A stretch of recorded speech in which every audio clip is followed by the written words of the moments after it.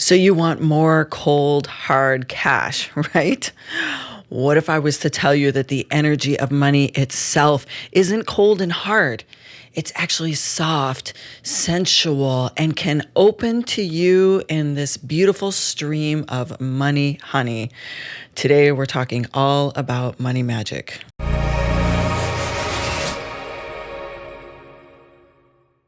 Hello, I am Taverly, the founder of Moon Temple Mystery School, a high priestess and a student of life, here today to bring you the most powerful tools to create more abundance and wealth and money in your life.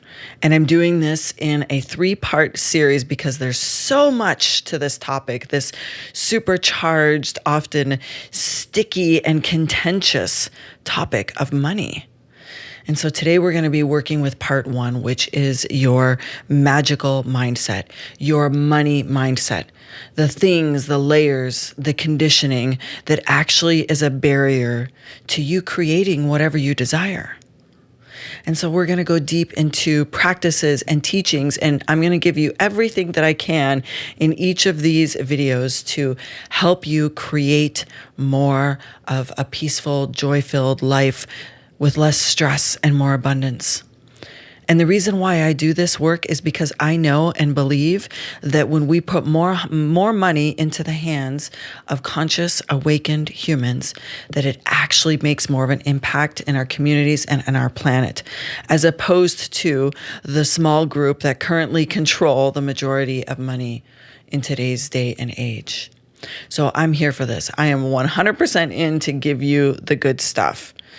And here's the thing, is money sorcery, just the rituals and the spells, are powerful. I can't say enough about the power that we can use to create through our intentional magic. But the truth is, no amount of spell work will overcome your subconscious beliefs about money to you, what you're worth, your value, what you're capable of earning, what you're capable of creating. Spells will not overcome your subconscious beliefs about money.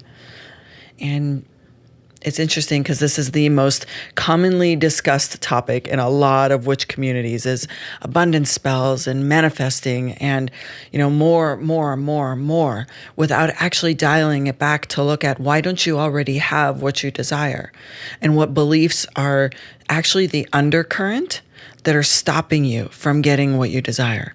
So that's today what we're talking about, this magical mindset or money mindset, or doing the deep work to remove barriers so that money honey can flow into your life and help you create a way to be more of service to yourself, to your families, to your communities, because money and abundance as a whole is a way for us to create more joy, create more love, create more fulfillment for ourselves and the people that we love. And when we're in this state of living our purpose and more fulfillment and being of service, we are actually creating so much good in this world. So we're going to do that. All right. Here's some stats for you. And I will tell you that this is my belief, my teachings, my experience as a student of life, first and foremost, and also with the thousands and thousands of humans that I've worked with in mystery school in one way, shape, or form. And this is also a lot of spiritual teachings will tell you this exact same thing. And if you go into doing any money spells or money rituals or money work, and this piece doesn't come up, then it's almost just like someone's given you a recipe on how to make bread, but they've left out the yeast. It's like the leavening ingredient, the thing that allows it to rise and grow when you're making bread, is the most important ingredient. And your subconscious beliefs, your own conditioning is that in money rituals and spells. And so mindset work around money is 30 to 40% of this recipe I'm giving you. The other 30 to 40% is the relationship you have with money, and that includes like the rituals and the spells that you do. And the remainder portion might seem small, but yet it's super important, is the in-spirit action that you take. These are the three most important components to creating more abundance in your life. And I am today talking specifically about financial abundance, but I do want you to know that doing this work just on money alone is going to clear all kinds of blocks and old belief systems in many ways. You can apply these principles to relationships, to creativity, to anything that you desire. You can apply these principles to. Because when you do the work to start clearing old belief systems, old conditioning, and your own subconscious work, then all kinds of stuff can surface up that you know doesn't serve you today, that you know may have been what you were taught as you were raised, but that we're in a different time. We're in a different time. You are likely in a very different place than when the conditioning that occurred in your lifetime, which is primarily before the ages of 7. When that conditioning took place, you're different now. And so the beliefs that we were conditioned to can change. This is one way to do it. And I promise you, it is going to impact every single area of your life. Not just because you're going to have more money and less stress about money, but because you're going to have more fulfillment and more ease and joy in your life as a whole, and not necessarily be focused on solely just the amount in your bank account to create that feeling of ease, joy, and fun. This work alone today will be what is the biggest change for you. It'll be what changes the most. This is a practice. This is something that you can work on over a period of time. And you might revisit this if you feel like you get into a slump or the flow of money, honey, has changed and you maybe haven't re-upped your practice or done any of the work that I'm going to give you today in a while. Then you can always come back and do this again. And it's like a muscle. It's like a muscle that you've worked out. And the more you do this work and you return to it, your muscles have memory. And so you will be able to return to this practice quickly. So today, I invite you to only utilize a journal and a pen or a pencil. And I promise to give you some more. There's going to be more work down the road that you're going to be able to do and work on in the other part 2 and part 3 of this series. But starting today, a journal and a pencil. And it is worth starting with understanding, having a deep understanding that the socioeconomic and geographical location that you were born into has had a direct impact on where you are now. We all know this to be true. Some of us were born into more privileged families. And I don't mean privileged in terms of what your family had available in financial means. I mean privileged into what opportunities were granted to you because of the color of your skin and your gender and geographically where you were located. This is a fact. This is an indisputable fact. That you had advantages or disadvantages based upon these particular things that were not in your control when you came into this lifetime. So everything that I'm going to teach you now, I want you to understand that we all have privilege in some way in how we were born, especially in how and where we were born, especially compared to other parts of the world. And so I am not discounting that. I'm not making light of the work we're going to do that can create massive impact in your life. Doesn't mean that we are all not starting at different places in this work based upon where we were born, the communities we were born into, the color of our skin, our gender, and where we were geographically located has a big impact. But what I can tell you is that regardless of any of those things, where you are at now, starting here and now, is going to be the perfect place to start. Even if it's an incremental change that you make in your life that opens new flows of opportunity, new flows of money, new flows of abundance, or even just different ways at looking at what you can be the most grateful for. So I don't want us to say that we're all starting at an equal playing field, because we're not. Clearly, we are not. Secondly, we all have these upper limits that have been put on us, that we have put on ourselves at what our potential is to interact with money. We have these upper limits based upon our family's beliefs, our parents' belief systems, the witnessing in our family of how they created money and how much money stressed or didn't stress them. We have this like upper limit that has been created, and it's invisible. For most of us, it's invisible. I recognize myself bumping up against my own upper limits every time I raise the upper limits of what I know to be possible. And I do this work. I bump up against these limits often, and then I reevaluate. Wow, well, last time I really worked on this invisible line that we all have on what we think we can actually earn, create, or have in terms of money. And I'm going to use money, but it's really anything. It's house, it's any material possessions. I set new upper limits for myself all the time. And I do it in a way that feels good in my body, meaning I can blow it through the sky for sure, but then it's not necessarily going to feel as applicable to me, the human, knowing my background and where I come from and what I've done to date. And so just know that that upper limit, that invisible line, is going to continue to change. And it is possible for you, for sure, to take it in incremental steps. Because a lot of times we do this work, we do this money mindset work. We put new rituals and spells into place, and then we take the inspired action, and then we start to actually receive what we have intended to receive. And next thing you know, you're like, oh my goodness, that happened. Ooh. And we can kind of contract a little, like, ooh, can I maintain that? Am I worth that? Do I know enough to earn that? That's all triggering the upper limit that we have. And so this is why when we do this work, we take it in steps. We work in, I like to say layers, right? We add layers into each of the processes. So it allows us to hit those upper limits because, oh my goddess, I want you to hit that upper limit and blow through it over and over and over again. In fact, I tell my children, we talk about this. I tell them that, the upper limit that I know that my own upbringing or I don't want to say put on me, but that had been created because of how I was raised, that I blasted through that. And that I have working through my own upper limits, and that I desire my children to blow right past any idea of there even needing to be an upper limit, and to look at it as the sky. The true expansiveness of the cosmos is what's possible. And so I love to play with this invisible line because it tells us that once we acknowledge that it's there, we have the capacity to change it, which I love. Number 3, many of us have guilt and shame around money.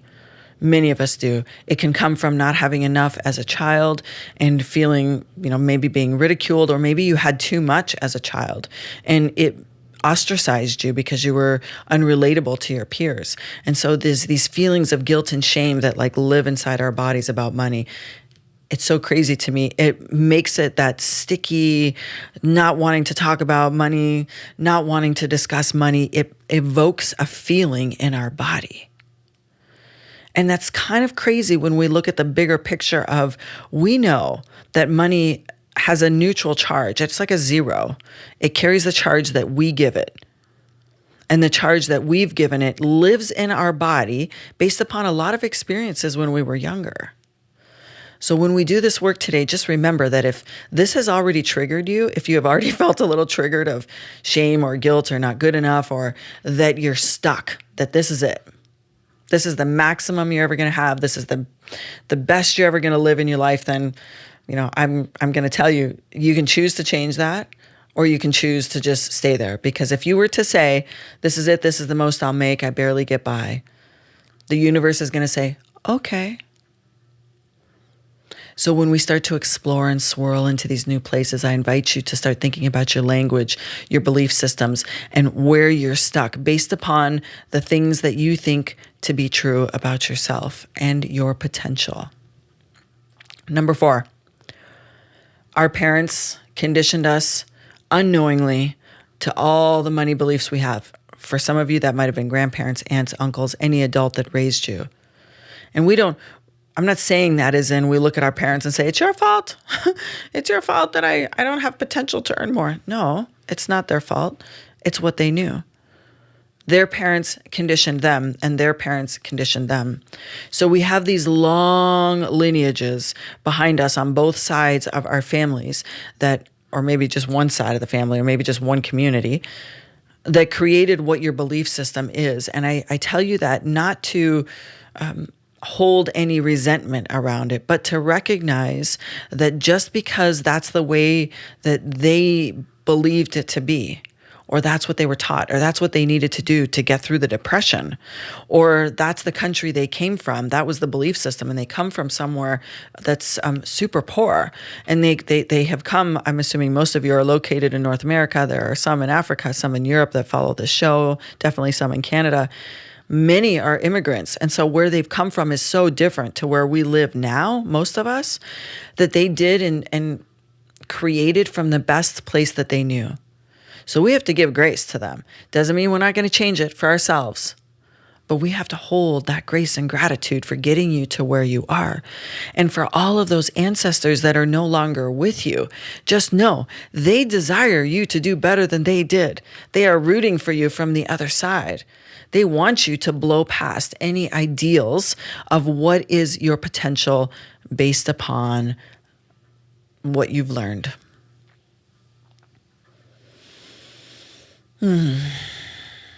This next one just kind of still just like irks me. It's really important to know that the Industrial Revolution created the system that we primarily operate on today, which is 9 to 5 hourly or salary wage. I clearly have rage because I said rage instead of wage.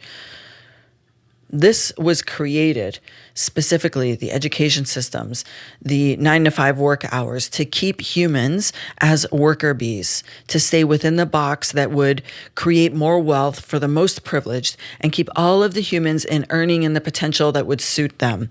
That's where this like 9 to 5 ideal came from. And, the capitalist society that we live in now still perpetuates this. It also truly created the environment that put women in the homes to do womanly duties and the men to earn.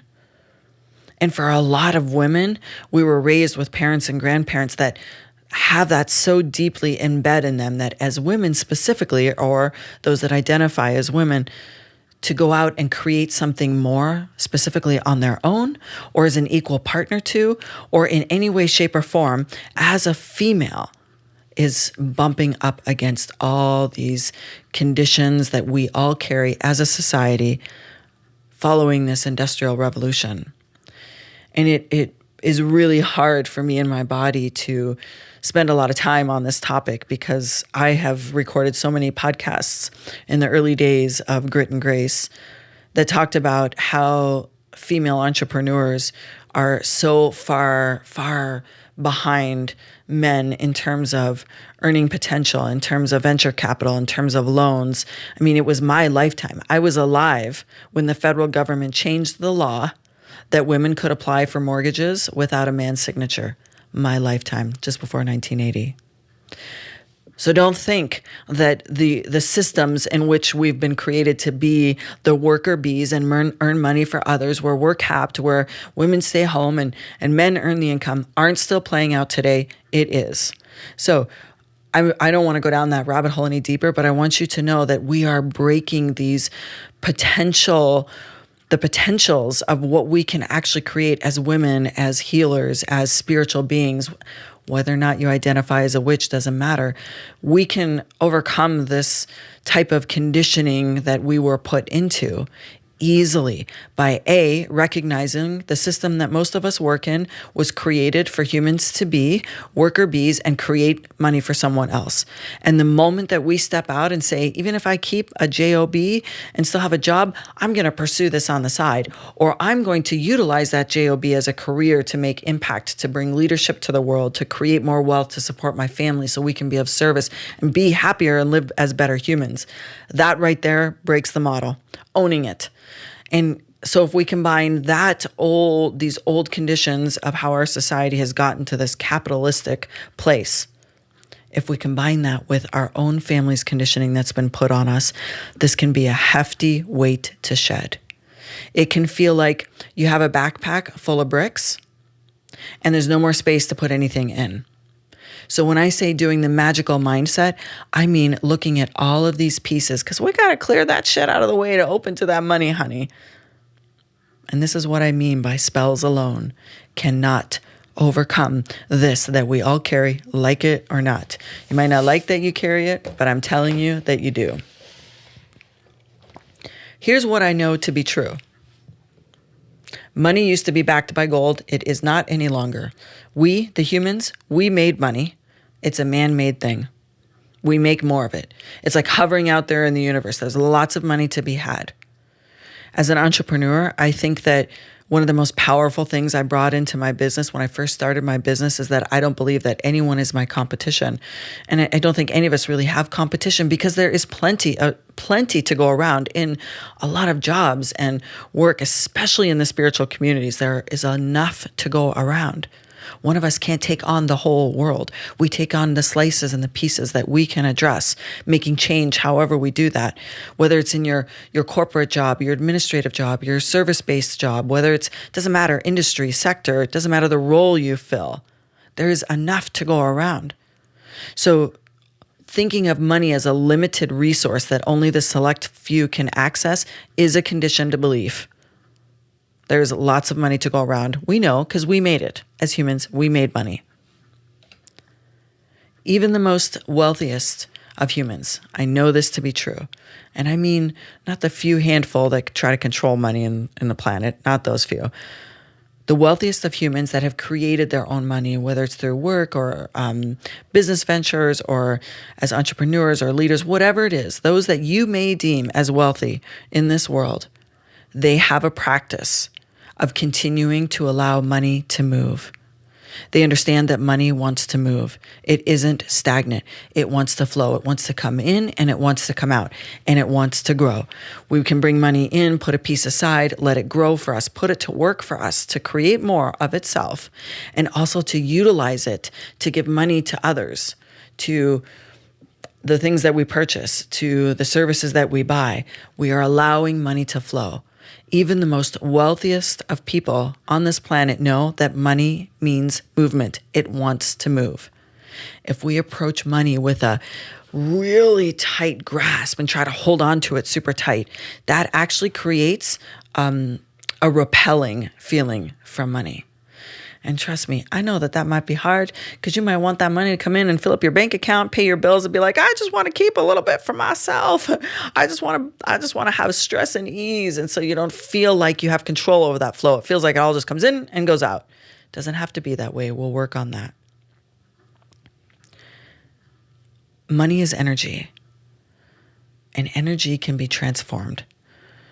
This is almost like money alchemy.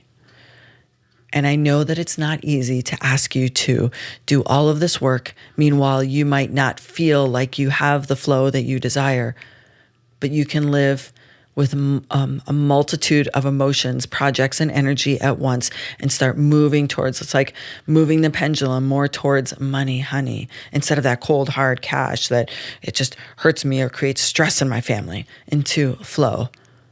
It is possible. Okay. So here's the work that I have set up for you. Number one is a series of journal questions. And then number two is a gratitude practice. So this is going to be the conclusion of part one. These are the two things that I want you to do that will be the most powerful of anything that I give you in terms of rituals and spells. And I got lots of those. I can give you lots of those. This is going to be the most important. I want you to write these questions down and start addressing these between you and your journal. Or if you have a practice of working with your spirit guides or angels or God or the goddess or ancestors, you can create this flow of communication. And if you don't have any of that, no problem. Take it to your journal and answer these questions. Number one, what do you think of money? When you think of it, how does it feel in your body? What what emotion does it bring into your body when you think of money? And why? Take your time. I'm just going to give you the questions. You're not going to answer them today. I'm going to give you the questions, and you're going to go and review this and then go look for part two after you've done this work. Secondly, what were your parents' beliefs about money? What did you hear over and over again or see over and over again or witness how money impacted your parents? And why? And is what you saw or heard actually true for you? Next, how does it feel to say these words aloud? I love money. I love money. How does that feel in your body? Did that trigger some beliefs that are like, wow, we're not supposed to love money. We're not supposed to love money. I love money because I know that I get to utilize it to be in service to others. I know that the things that I buy, if I'm conscientious about how I spend my money, I can support other families.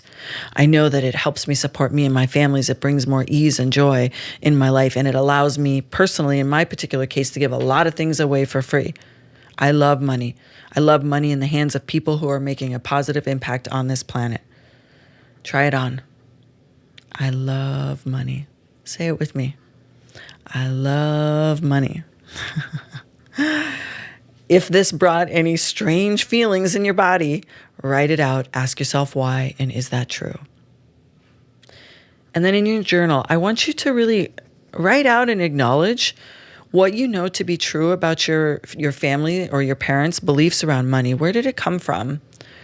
And this is just more of a information gathering, so it gives you perspective to understand that they did the best that they could in most cases based upon what they knew to be true. And so can you address that by explaining and giving yourself some rationale behind how they knew that? Where did it come from? I know on one side of my family, my grandparents came from a really, really small town, and there wasn't a lot of opportunities in this small town. And so their basis of what they deemed to be wealthy, in my opinion, was actually great considering where they came from. They learned how to earn. They learned how to save. They also learned how to play and have joy with their money. And that is a really powerful lesson. So that belief system, now the actual dollars and figures is just a perspective, but their feelings towards it definitely was likely far advanced compared to where they came from. Next question. Do you believe that money can come from anywhere, or does it have to come from only your job? This is going to require you to maybe spend some time in contemplation, to let your mind dream, to let your imagination wander into places, preferably not to win the lottery, because there's way easier ways for money to come in than the lottery. But I digress. If you choose that to be your imagination, go ahead. That there are many ways that money can come in, ways that you haven't even thought of yet, ways that you haven't even considered possible. And can you let your imagination begin to play with that can money come in from any source? And then step 2, a gratitude practice. And this is really important because, as I said earlier, money isn't the only form of abundance that we have. If you live in North America, Europe, Canada, or some parts of the world, you are super abundant in something such as water, at being able to turn on your faucet and have fresh water. 2 billion people on this planet right now do not have access to fresh running water. 2 billion. So when you think of abundance, can you find other ways in your life in which you are already abundant that don't have to do with money, and express gratitude for it? So this part of the step is every single day from here on out, every single day, preferably your whole life, but I'm going to say at least 30 days. When you wake up in the morning, list out loud and in your journal 3 things that you are grateful for and how you already have abundance. Today, for me, what I was most grateful for is that I have abundance in, I wanted to say earth magic, but I wanted to say weather magic. And so my whole brain just stopped. Is it earth or is it weather? I have abundance in the change of seasons. I have abundance in being able to experience different weather. And I think that for me, that is truly fascinating because it reminds me that nothing stays the same. Just like us, just like the planet, nothing stays the same. And so today, because it's a stormy day, I woke up feeling like, I I actually like the fact that the weather changed. So I feel very abundant in being able to experience Mother Nature's desire to change her mind. So what are you abundant for? 3, what are you grateful for? What do you already have in terms of abundance? 3 of them every single day. And I'm also going to give you a playlist that you can listen to. It's called Money Magic, and it's on Spotify. My username on Spotify is Athena in my blood _ between each word. And that playlist has some really, really amazing, juicy, money, relationship building songs. So today, go find the song called Money Coming In. I think it's the Bensons. Go play that song and start this process of developing a new belief system. It's like we're going to replace your operating system, your old operating system. We're going to replace it with a new one in this step 1. So we create an enchantable life for you to actually bring the rituals in and the inspired action to build and create whatever you desire. So make sure you hit the subscribe button. Go follow me on all the places. And if you are looking to do more direct one-on-one work with me, moontempleschool.com has all the things. I provide a lot of actual hands-on implementable rituals in the Spellbinders Club. That is the place to be if you're looking for tactical, real rituals and spells to do. Spellbinders Club is where to find me. But all the information is in the notes below, and I will see you in part 2.